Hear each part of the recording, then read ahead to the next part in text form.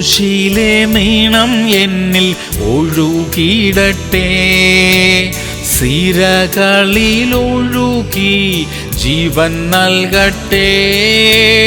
എൻ്റെ സൗഖ്യം അങ്ങേ ഇഷ്ടമേ, തിരുഹിതം എന്നിൽ പൂർണ്ണമാകട്ടെ.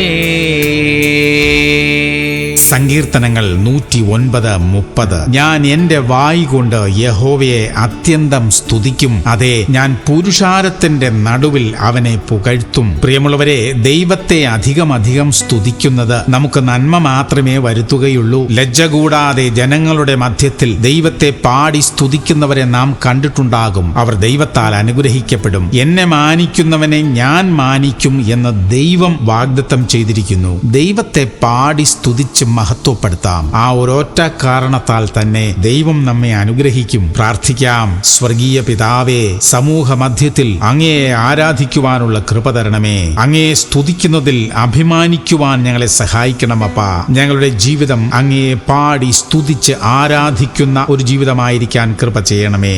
യേശു ക്രിസ്തുവിന്റെ നാമത്തിൽ തന്നെ. ആമേൻ, ആമേൻ, ആമേൻ.